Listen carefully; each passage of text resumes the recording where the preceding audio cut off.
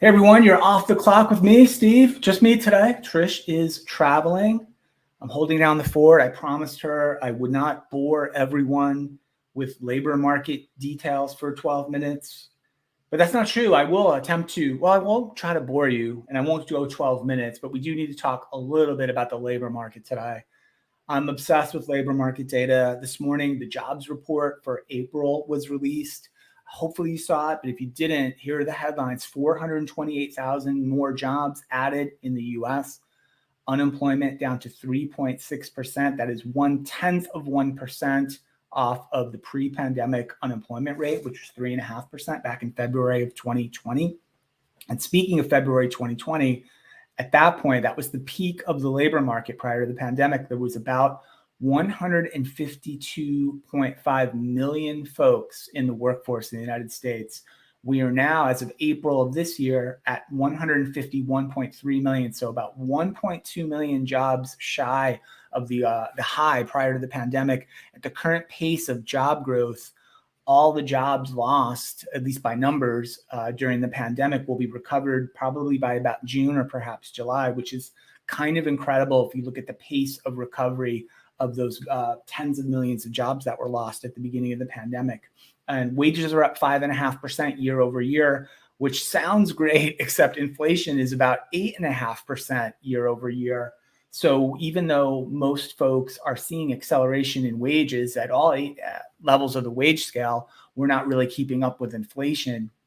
That's going to be a challenge moving forward. And I think we're seeing some of that challenge play out in the craziness that's been happening in the capital markets lately.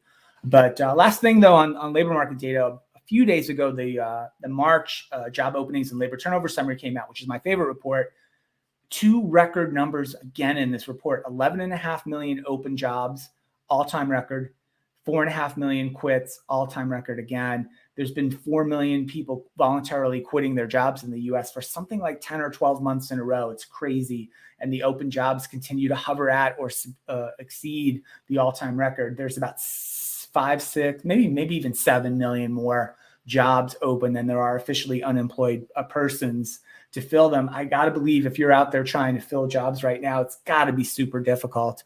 And I'm not doing that. I'm not looking to fill jobs, but I was on the other end of someone trying to fill some roles. I think these were consultant, maybe even contract roles, but not permanent roles, but still positions that need to be filled.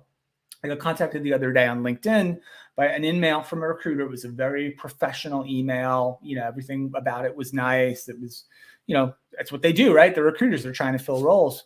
But as I read the email, and the thing that struck me about this particular outreach from a recruiter who I do not know about these were technical contracts, and there were 3 roles I think she was trying to fill. 2 of the 3 were fully on-site roles. Again, they're technical kind of software implementation kinds of roles. And I sort of get why being in person and on-site for those types of jobs is really important. I used to do that kind of work a lot years and years ago, and it was always done in person, although back then we weren't even considering hybrid or remote work for those kinds of roles. But the 2 of the 3 were fully on-site, as indicated in her message. So that was interesting. The second thing I thought was interesting is, even though a keyword of 2 maybe would have matched on my profile, like deep in the recesses of my job history, some of the skills and technical requirements for these roles, I haven't done that kind of work in over 10 years. It's probably closer to 15. It's been forever. And if you really looked at my LinkedIn profile, you would have figured that out. Like, I haven't done that type of work in so long. And next I kind of thought, well, wait a minute, why is she like hitting me? Why did my name come up in her search? Well, probably because 2 of those 3 anyway were on-site roles local to where I live, or, maybe in the city that's nearest to me. And so her search was just limited, right?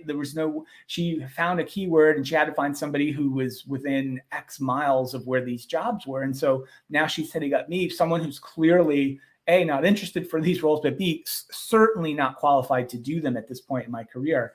And then, so again, just a showcase of how if you're going to force people to go work in a physical work location, you're drastically limited your talent pool. It's just math. It's simple. And the last thing that was just maybe my hang up, but the very last end of her LinkedIn in-mail message was, please send me a current resume, which just baffles me and frustrates me, and at some level infuriates me that when you get found on LinkedIn or contacted on LinkedIn by a recruiter who you do not know, especially who then wants me to go to the trouble of creating, and like I had a resume. I haven't had a resume in I don't even know how long, probably the same 15 years. And then the thought that you could actually sum up 30 plus years of working experience and all the places you've worked and all the projects and all the 1,000 podcasts and 2,000 articles and 500 of these nonsense shows, right? And then craft that onto 1 or 2 pieces of paper to send to somebody, I think is obscene and ridiculous. And if you're still asking people, especially like senior career level people, for resumes, I don't know what's wrong with you. So, all right, there's my rant. That's my labor market rant. There's my LinkedIn rant. Let's talk about something a little bit more fun. I like really a lot using suggested replies, both on text messaging, and I've noticed our company uses Microsoft Teams for like everything, and I love MS Teams. And maybe this has been around for a while, and I just only recently noticed it, but now the Teams chats with your colleagues and coworkers, et cetera, are giving the suggested replies all the time. So if, say, maybe a question comes in the chat, hey, Steve, did you finish that editing that podcast or something? Not that I edit them anymore, but hey, Steve, did you write the article that needed to be written? There's like 3 suggested replies, like, yes, I did, or no, I didn't, or yes, I'll do it later, or whatever it is. I'm trying to figure out, and I haven't done it yet, I would like to have an entire day-long conversation with someone, whether it's text chat or Teams chat or Slack maybe does it, I don't know, just using suggested replies only, like never actually typing anything out or creating an original thought in my head. I think that's probably possible the way the AI and the suggestions are getting so good. I'm going to try it. And the thing is, now that I'm saying it out loud, someone will probably figure out that I'm going to do that with them, but I'm going to try to get away with it. So I'm going to see how long I can get away with suggested replies only in like a really long conversation. So all right, last thing for me, I just saw it today. I'm not a big horse racing person. Maybe you are. The Kentucky Derby, right? The only horse race probably anyone really cares about, and the kind of thing where you watch one horse race a year or think about one horse race per year. That's the one. It's tomorrow, apparently. And so here's my pick. I'm going with Smile Happy, and I'm picking this horse that I know nothing about. The name is okay, that's fine, but I actually was on a website which showed you, I think it's the Kentucky Derby website itself, KentuckyDerby.com. You could see the color of the jockey's silks that the jockey will be wearing, who's riding each horse. And I kind of like the look of the silks of the jockey, whose name I don't remember, who's riding Smile Happy. Smile Happy opened up at 20-1. It's now been bet down at 15-1, probably because of the cool jockey silks that jockey will be having. So that's my bet. I'm not sure I can actually legally bet on it here in North Carolina. I'll try to figure that out before tomorrow. So Smile Happy is my pick officially, for the record. Okay, last thing, we posted a really cool podcast this week.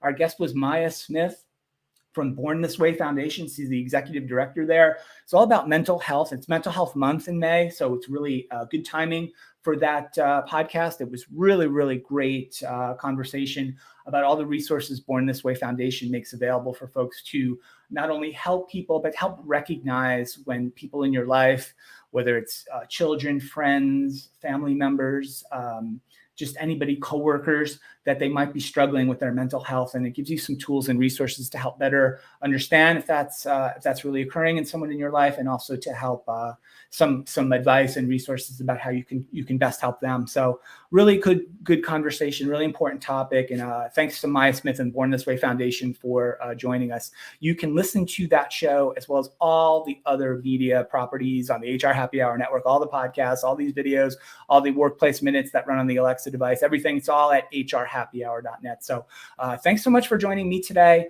We'll see you next week. Trish and I are both on the road next week in different places. I'm not sure how we're going to work out these shows. We'll figure it out, but come back and see us on Monday, and have a great weekend, everyone. Smile Happy to win the Kentucky Derby. Have a great day.